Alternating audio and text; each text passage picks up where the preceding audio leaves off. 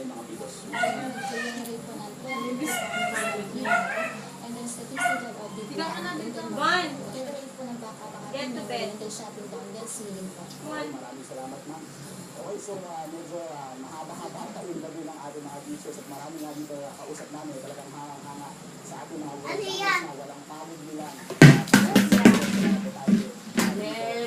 Sleep na. Higa na, Bi. Higa na. Iga, iga. Higa na, Bon. Iga dun. O, daday ka na nak. O, daday ka.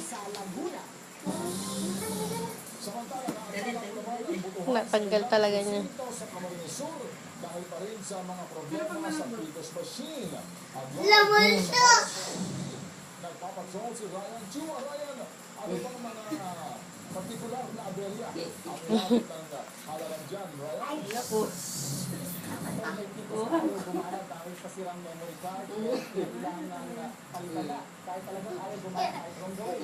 Tapos na-plug mo, Dagos. Dahil bumara yung balota dun sa bumana ng Picos City. Sa kanila sila ng botohan.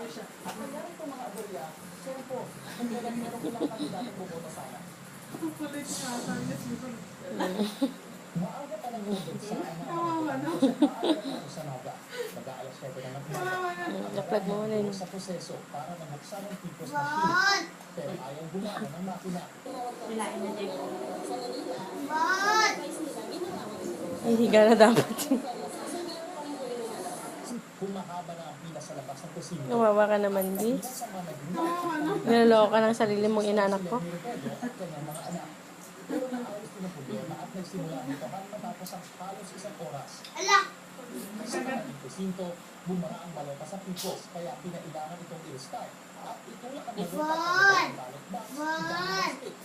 Sa isang presinto sa bayan ng Magaraw, hindi agad na ipasok ang mga balota dahil ayaw bumara.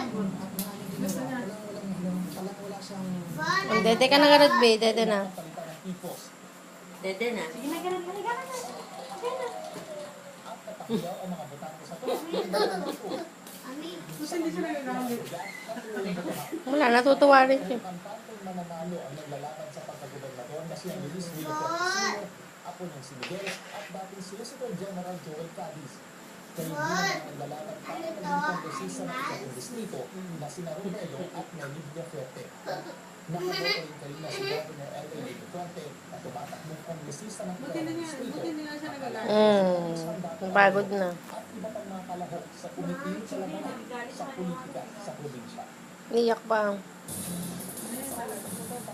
Ayaw niya. Paberan mo siya ng dede siya. Pag nakahiga. Simula na ang proseso ng translation Magaling to mag-swim tong batang to.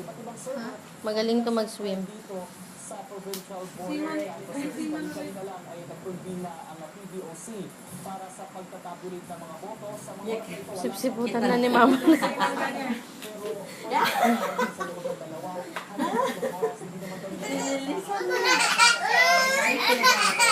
Mauntog na lab. Ayaw niya. Ay, hindi na. Ano pa na, parang Ang mga ipinapadalang resulta. Oo nga. Alam, iyak na siya. Oh, nagalit na. Let's try to get the baby. No more. Nagalit na. No more. Okay. Sorry.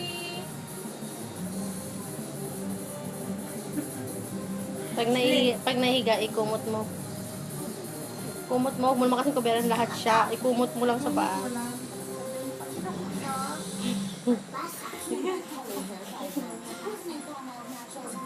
Higa na, Bi.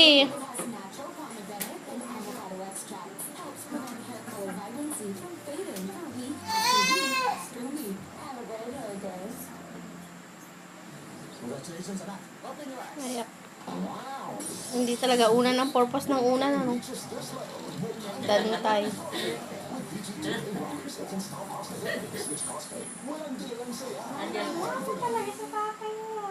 Bakit ayaw din mga papadala?